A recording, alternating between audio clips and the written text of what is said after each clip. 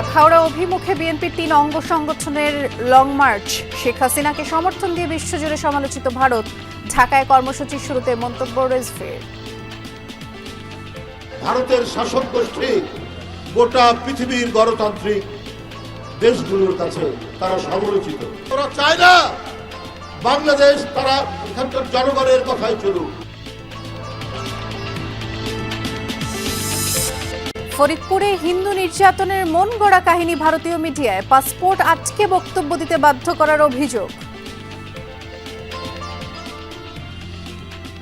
আমার পাসপোর্টটা মানে ওই পাশে দেওয়ার পরে হাতে নিছে, হাতে নিয়ে কইতেছে দেশের সম্বন্ধে এই কিছু বলো। ওদের প্রোপাগান্ডাগুলো করেছে সম্পূর্ণ মিথ্যা এবং ভিত্তিহীন। থামছেই না বর্ডার কিলিং। 1 বছরে বিএসএফ এর গুলিতে প্রাণ গেছে অন্তত 20 জনের। সীমান্ত জুড়ে স্বজন হারাদের কান্না। সরাসরি গুলি করেছে আপনার এই জায়গার উপর দিয়ে গুলি করে মেরেছে। ওর উপর নির্ভর করতেছিল পুরো পরিবার, এবং পরিবারের দেখভাল ওর বাবা এবং ওর মা দুজনেই অসুস্থ। 4টা পেটলা 3টা সন্তান, আমি কোন রকম আমার দিন যাচ্ছে। 4 দিন পর ঘরে ফিরেছেন সুনামগঞ্জের দোয়ারাবাজারে হামলায় ক্ষতিগ্রস্তরা। ধর্ম অবমাননা ও নৈরাজ্যের শাস্তি দাবি সচেতন নাগরিকদের। তারা মামলা করে প্রকৃত অপরাধীকে চিহ্নিত করে যদি বিচারের আওতায় নিয়ে আসা হয়, তাহলে একদিকে যারা অপরাধ করেছে তাদের বিচার হলো, আর ভবিষ্যতে একটা দৃষ্টান্ত স্থাপন হবে। রাজশাহী বিশ্ববিদ্যালয়ের ভর্তি পরীক্ষায় পোষ্য কোটা বাতিলের দাবি বৈষম্য বিরোধী ছাত্রদের। রাতারাতি পরিবর্তনে বড় সংকট তৈরির শঙ্কা শিক্ষকদের। বিশ্ববিদ্যালয়তে আসলে সবাইকে নিয়েই কাউকে অগ্রাহ্য করে একটা সিদ্ধান্ত নিলে সেটি গ্রহণযোগ্যতা নিয়ে প্রশ্ন উঠতে পারে। ডাম্পিং স্টেশনের দুর্গন্ধে অতিষ্ঠ মানিকগঞ্জের 5 গ্রামের মানুষ। পতিত ময়লা আবর্জনায় উর্বরতা হারাচ্ছে আবাদি জমি। গুরুত্ব নেই পৌর কর্তৃপক্ষের। মাঝে মাঝে এমন গন্ধ আসে যেটা আমাদের শ্বাস প্রশ্বাস নেওয়া সম্ভবই হয় না। খাবার ছাড়াও পুরো ঘরটা মাছিতে ঢেকে যাচ্ছে। তো এখানে আমাদের ছোট বাচ্চারা আছে। ফসলি ক্ষেত সম্পূর্ণ ধ্বংসের মুখে, পরিবেশ সম্পূর্ণ বিধ্বস্ত।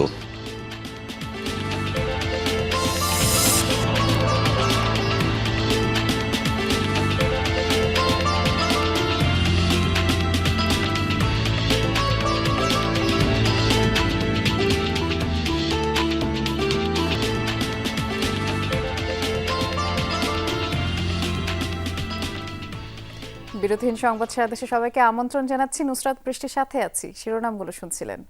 সংবাদের শুরুতে জানিয়েছি আপনাদের, ভারতীয় আগ্রাসনের প্রতিবাদে আগরতলা অভিমুখে লং মার্চ করেছে বিএনপির 3 অঙ্গ সংগঠন। সকাল 9টা নাগাদ রাজধানী নয়াপল্টন থেকে এই কর্মসূচি শুরু হয়, যা আখাউড়ায় পৌঁছেও গেছে। আমাদের সহকর্মীরা এ বিষয়ে খোঁজ খবর রাখছেন। মহিউদ্দিন মিশু অপেক্ষা করছেন, তার কাছে যেতে চাই। সেখানে তো একটি সভার আয়োজন করার কথা মিশু, এই সভা সংক্রান্ত কি আপডেট আছে? যেহেতু কিছুক্ষণ আগে এই লং মার্চের যে গাড়িবহর সেটি তো পৌঁছেছে আখাউড়ায়।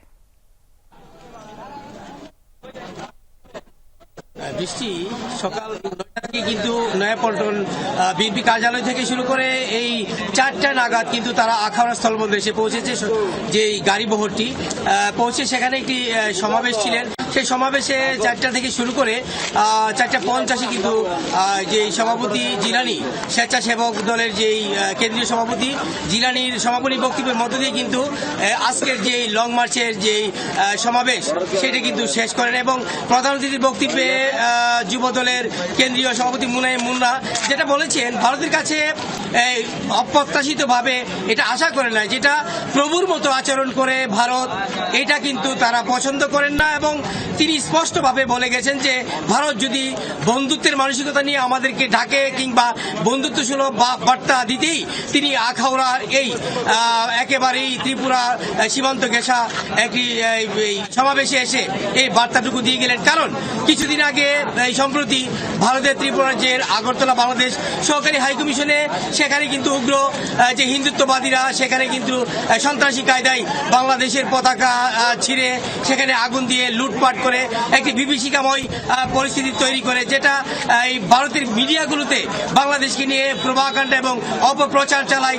এগুলির প্রতিবাদে কিন্তু আজকে যুবদল, ছাত্রদল এবং স্বেচ্ছাসেবক দল সহ বাংলাদেশের জাতীয়তাবাদী বিএনপি বিভিন্ন অঙ্গ সংগঠনের যে নেতাকর্মীরা এই পূর্বাঞ্চলের শুধু ব্রাহ্মণবাড়িয়া নয়, নরসিংদী, কুমিল্লা, হবিগঞ্জ সহ বিভিন্ন জেলা থেকে কিন্তু তারা এই সমাবেশে এসে যোগদান করেন এবং তাদের স্পষ্ট দাবি যে প্রভুর মতো আচরণ করলে আমরা তাদেরকে কখনো বন্ধুর মতো আচরণ করব না। তারা যেইভাবে আচরণ করবে, কারণ তারা বলেছেন এটা যে 5 আগস্টের পরে বাংলাদেশের সাবেক শেখ হাসিনা, প্রধানমন্ত্রী শেখ হাসিনা দেশ ছেড়ে পালিয়ে যাওয়ার পর ভারতের কিন্তু একটি মায়া কান্না সৃষ্টি হয়েছে, যার ফলশ্রুতিতে কিন্তু তারা এই বার্তাটুকু দিলেন যে বন্ধুর মতো আচরণ করলে আমরাও বন্ধুর হাত বাড়িয়ে দিব। এইটুকু ছিল আজকের এই সীমান্তবর্তী আখাউড়ার এই স্থলবন্দর থেকে সমাবেশের সর্বশেষ বার্তাটুকু। ভারতের ত্রিপুরা রাজ্যের যেই তাদের যেই আমাদের বাংলাদেশের প্রতি যে হীন মানসিকতা ছিলাম, বিএনপি 3 অঙ্গ সংগঠনের পক্ষ থেকে যে সমাবেশে যা বলা হয়েছে সেটি আমার সহকর্মী মিশু জানাচ্ছিল। এর আগে সকাল 9টার দিকে নয়াপল্টনের কেন্দ্রীয় কার্যালয়ের সামনে থেকে এই কর্মসূচি শুরু হয়। তবে কর্মসূচি শুরুর আগে সংক্ষিপ্ত সমাবেশে বিএনপির সিনিয়র যুগ্ম মহাসচিব রুহুল কবির রিজভী বলেছেন, যারা চট্টগ্রাম দখলের হুমকি দেয় তাদের প্রতিহত করবে দেশপ্রেমিক জনতা। আর যুবদল সভাপতি মোনায়েম মুন্না বলেছেন, দেশের যে কোনো সংকটে বিএনপি নেতাকর্মীরা বুক পেতে দেয়। দেশপ্রেমের প্রশ্নে বিএনপির অবস্থান আপোষহীন। পরে নারায়ণগঞ্জ, নরসিংদী, ভৈরব ও ব্রাহ্মণবাড়িয়া হয়ে আখাউড়ার 0 পয়েন্টে পৌঁছায় লং মার্চটি। সেখানে একটি সমাবেশ করে তারা। স্বাধীন সার্বভৌমত্ব বাংলাদেশের প্রতি কোন শকুনের দৃষ্টি পড়লে বাংলাদেশি জাতীয়তাবাদের সৈনিকরা কিন্তু ঘরে বসে থাকবে না। এই খুনি হাসিনার বিরুদ্ধে এবং ভারতীয় আগ্রাসনের বিরুদ্ধে পুরো ছাত্র সমাজ এক এবং ঐক্যবদ্ধ রয়েছে।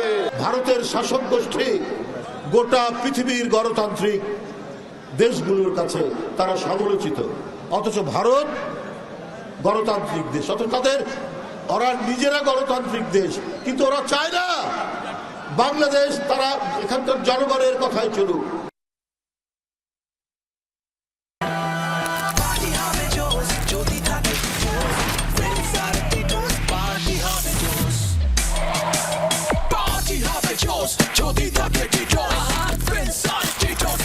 অ্যামেজিং শেফ পাপরিকা আর মেক্সিকান মশলার মাইন্ড ব্লাস্টিং ফ্লেভারের টিটোস পার্টি হবে জোস যদি থাকে টিটোস।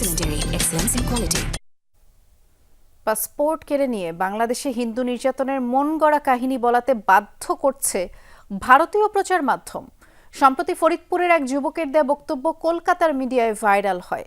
পরিবারের দাবি, চাপে ফেলে বেফাঁস মন্তব্য নেওয়া হয়েছে আর তারপর তা ছড়ানো হয়েছে একেবারে ফলাও করে। এছাড়া জেলার এক ছাত্রলীগ নেতার ছড়ানো নির্যাতনের অভিযোগকেও অপপ্রচার বলছে সনাতন সম্প্রদায়।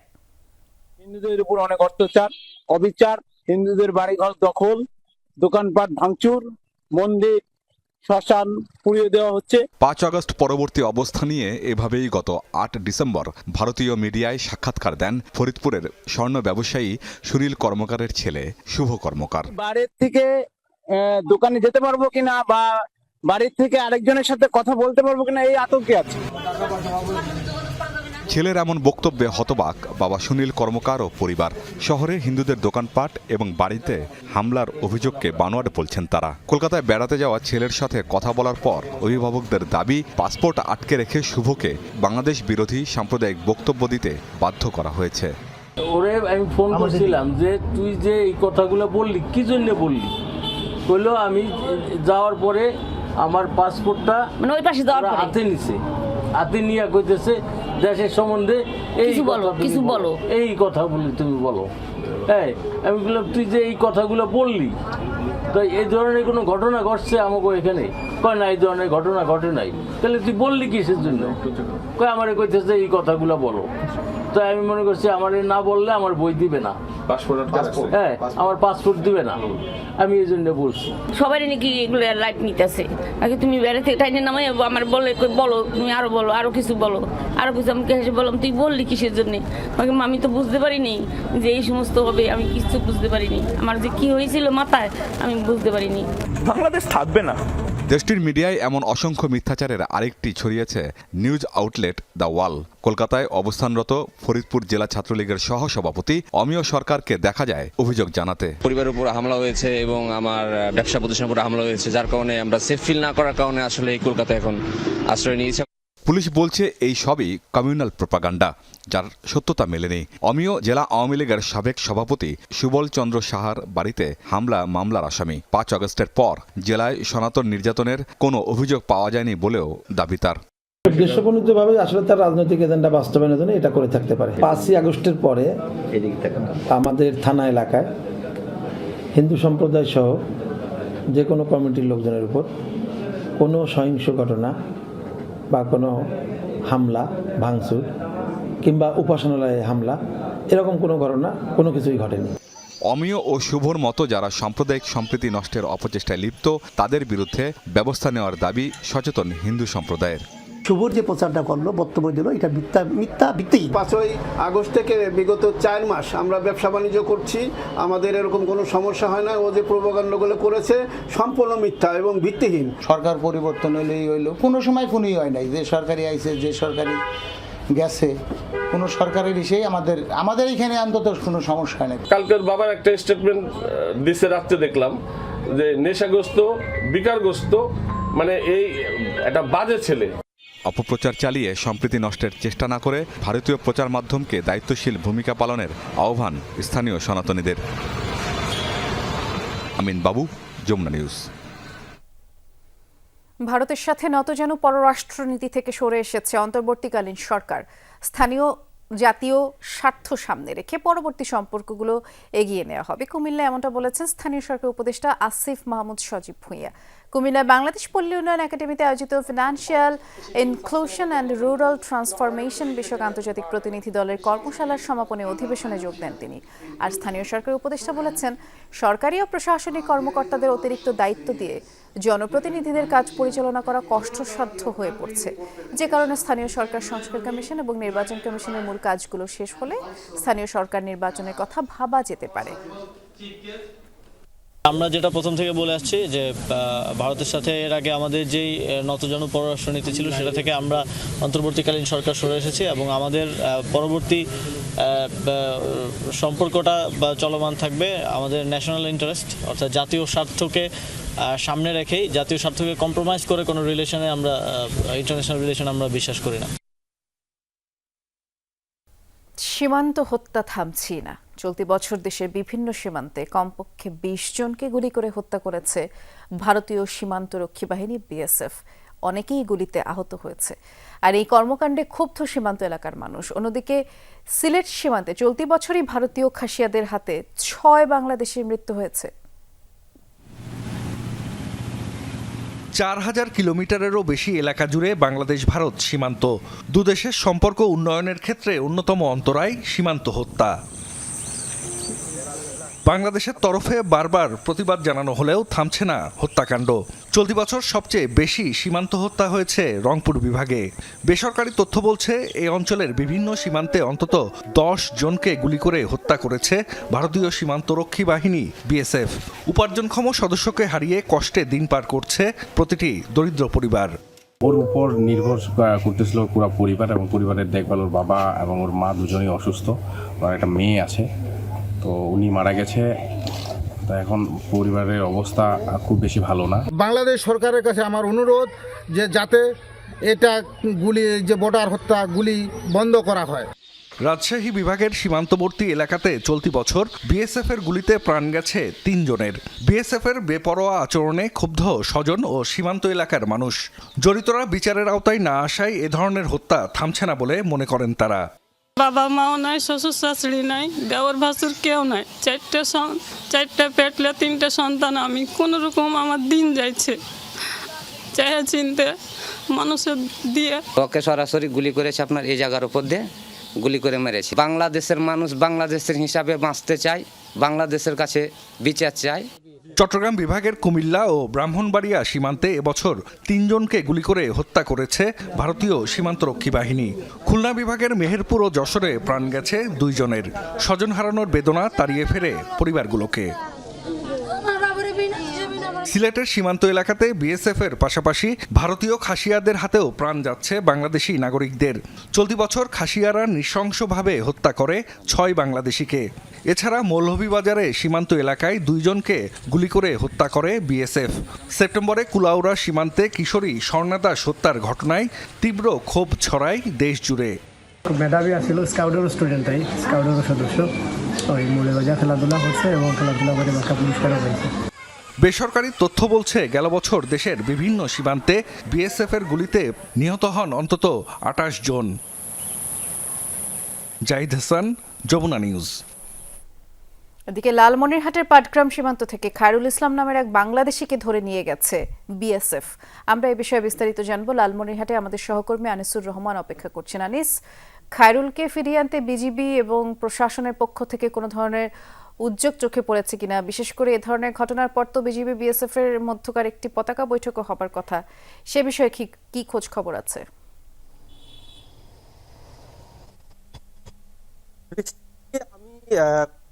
কিন্তু ঘটনায় খায়রুলকে গতকাল কিন্তু লালমনিরহাটের শ্রীরামপুর সীমান্ত সেখানে সে কাজ করতে গিয়েছিলেন আরও কয়েকজন কৃষক সহ, সেখান থেকে কিন্তু আর বিএসএফ তাকে ধরে নিয়ে যায়, যেটা আমরা তার পরিবার সহ স্থানীয় লোকজন জানিয়েছে।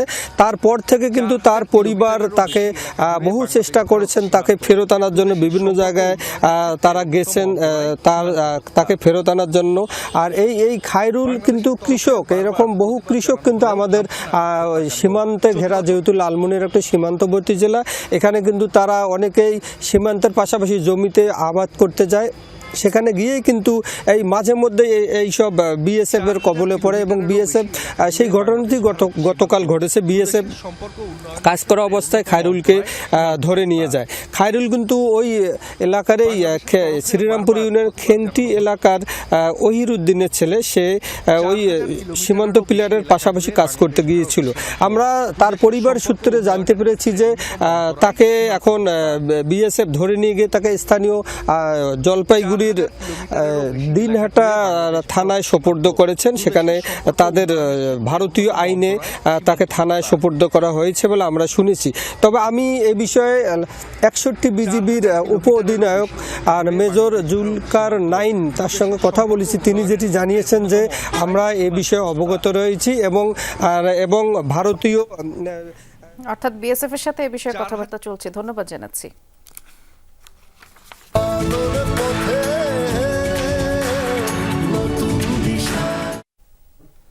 সুনামগঞ্জের দোয়ারা বাজারের ঘটনায় ধর্ম অবমাননা এবং বাড়িঘরে হামলাকারীদের বিচারের দাবি উঠেছে।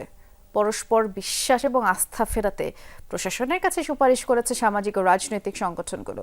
এ ঘটনার 4 দিন পরে বাড়িঘরে ফিরেছে ক্ষতিগ্রস্তরা। আর হামলায় ক্ষতিগ্রস্ত ঘরবাড়ি পুনর্বাসনের দাবি জানিয়েছেন ভুক্তভোগীরা। হামলার ঘটনায় এখনো কোনো মামলা হয়নি এবং কোনো তদন্ত কমিটিও নেই। কলেজ ছাত্র আকাশ দাসের একটি ফেসবুক পোস্ট ঘিরে ঘটনার সূত্রপাত। 3 ডিসেম্বর উত্তেজিত জনতা ভাঙচুর চালায় সুনামগঞ্জের দোয়ারাবাজার উপজেলার হিন্দু অধ্যুষিত মংলারগাঁও গ্রামে। ধর্মগ্রন্থ অবমাননার অভিযোগে এই হামলায় গ্রামের ক্ষতিগ্রস্ত হয় 25টি বাড়ি। আতঙ্কিত অনেক পরিবার চলে যায় হাওরে, কেউ কেউ আশ্রয় নেয় মুসলিম প্রতিবেশীর বাড়িতে। ওই রাতে হিন্দুদের রক্ষায় এগিয়ে আসেন মুসলমান প্রতিবেশীরা। এতে রক্ষা পায় বেশিরভাগ বাড়িঘর। অনেক ধরনের মানুষ আইসে কইছে তোমরা গিয়া যান, যদি বাঁচাইতে চাও আপনার বাড়িতে গিয়া থাকবাই। রুল রান্দাল নিয়ে আমরা আক্রমণ করছে, গরু বাছুর বাড়ি করছে, ঘর থেকে। এই সময়ে দেখা যায় হঠাৎ করে ওই আমরা আমাদের পাশের ওই এক মৌলানা তাইনের নাম একরাম, ওই তাই না ইয়ে উঠার পরে যেমন একটু আমরা প্রাণে বাঁচার আশা হয়েছে। আমরা যতটুক আমরা মুসলমান যারা আসলাম প্রতিবেশী যতটুক চেষ্টা করছি আমরা চাইছিলাম যে আমরা প্রতিবেশীর রক্ষা করার, কোনো ধরনের খুন খারাপই না হয় এই চিন্তার নিয়ে আমরা এটারে সমাধান করার চেষ্টা করছি। হামলার আগেই গ্রেফতার করা হয় অভিযুক্ত আকাশ দাসকে। আমি দ্রুত এই বিষয়ে আইনগত ব্যবস্থা গ্রহণের জন্য আমি আকাশ জাজের বাড়িতে গিয়ে উপস্থিত হই এবং খোঁজাখুঁজি করিয়া তাকে আটক করি এবং ঘটনার সত্যতা পাওয়ায় আমি তাকে গ্রেফতার করি এবং তার হেফাজত থেকে সেই মোবাইলটি উদ্ধার করি। আকাশের পরিবার ছাড়া বাকিরা 4 দিন পর ফিরেছেন নিজ নিজ ঘরে। ক্ষতিগ্রস্ত ঘরবাড়ি মেরামত ও পুনর্বাসনের দাবি ভুক্তভোগীদের। তখন আমার এই ঘরটা ঠিক না হইলে তো আমি আর লইয়া কিরকম থাকব। আমরা কি তার লাগিয়া কি আমরা কষ্ট করতেছি, নাহলে তো আমরা কোনো কষ্ট করার কোনো কথা নাই। এই তো সামনে পাইছি, বাচ্চা উজ্জা পাইছি, আর ঘরের কোনো কিছু পাওয়ার মতো আমার নাই। শেষ সম্বল এই দোকানে ছিল, এই দোকানের উপরেই আমার বাচ্চা কাচ্চারা নিয়ে আমার জীবন যাপন করতাম। এখন আমার দোকান দেখান সম্পূর্ণ সব কিছু শেষ। একজনের অপরাধে গোটা গ্রামে হামলার নিন্দা জানিয়েছেন রাজনৈতিক ও সামাজিক সংগঠনের প্রতিনিধিরা। হামলাকারী ও ধর্ম অবমাননাকারী উভয় পক্ষের বিচার দাবি তাদের। যারা এই হামলার সাথে জড়িত হিন্দুদের বাড়ি ঘরে, তাদের বিচার হওয়াটা, তাদের আইনের আওতায় আনাটা খুবই জরুরি। কারণ তারা গোটা দেশের যে ঐক্যের চেষ্টা, যে সম্প্রীতি রক্ষার চেষ্টা, সেটাকে বাধাগ্রস্ত করছে। এদের চিহ্নিত করতে হবে। এখানে যিনি কোরআন অবমাননা করেছেন তারও বিচার নিশ্চিত হওয়াটা খুব জরুরি। এই ক্ষেত্রে মামলা করার জন্য রাষ্ট্রকে এগিয়ে আসতে হবে। তারা মামলা করে প্রকৃত অপরাধীকে চিহ্নিত করে যদি বিচারের আওতায় নিয়ে আসা হয়, তাহলে একদিকে যারা অপরাধ করেছে তাদের বিচার হলো, আর ভবিষ্যতে একটা দৃষ্টান্ত স্থাপন হবে। আস্থা ফেরানোর উদ্যোগ ও ভুক্তভোগীদের ক্ষতিপূরণের দাবি জানিয়েছে মানবাধিকার সংগঠনগুলো। আমাকে আমার নাম্বার দিয়ে গেছি, যে কোনো আমিন বাবু, Jamuna news.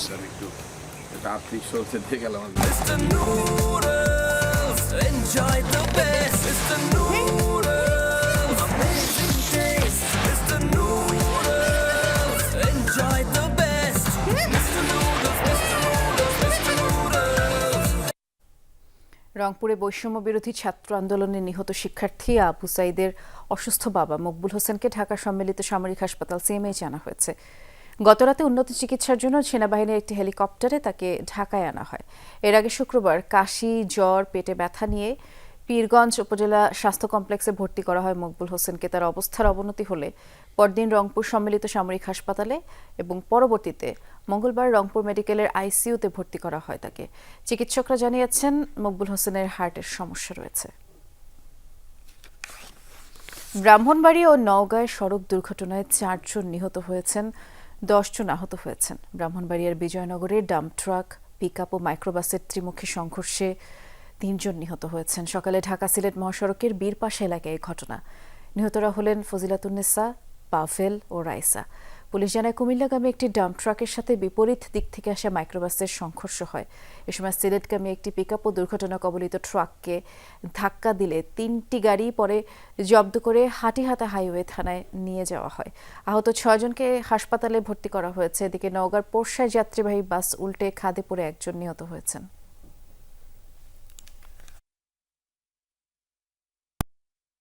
GPH quantum B600TR বাংলাদেশের উচ্চ শক্তি সম্পন্ন একমাত্র রড। রাজশাহী বিশ্ববিদ্যালয়ে আসন্ন ভর্তি পরীক্ষায় পোষ্য কোটা নিয়ে জটিল হচ্ছে সংকট। বিশ্ববিদ্যালয়ের কর্মকর্তাদের সন্তানদের জন্য নির্ধারিত কোটা পুরোপুরি তুলে দেওয়ার দাবিতে সোচ্চার বৈষম্য বিরোধী ছাত্র আন্দোলনের নেতৃত্ব দেয়া শিক্ষার্থীরা হুঁশিয়ারি, এই পোষ্য কোটা না তুললে তারা বৃহত্তর আন্দোলনে যাবে। প্রশাসনের সংখ্যা প্রায় 50 বছর ধরে চলে আসা ব্যবস্থা রাতারাতি তুলে দিলে তা আরো বড় সংকট তৈরি করতে পারে। রাজশাহী বিশ্ববিদ্যালয়ে ভর্তির পরীক্ষার বিজ্ঞপ্তি প্রকাশের পর থেকেই পোষ্য কোটার বিরুদ্ধে ফের সরব হয়েছেন শিক্ষার্থীরা। শিক্ষার্থীদের দাবি, বিশ্ববিদ্যালয়ের শিক্ষক কর্মকর্তা সরকারের সব ধরনের সুযোগ সুবিধা পেয়ে আসছেন।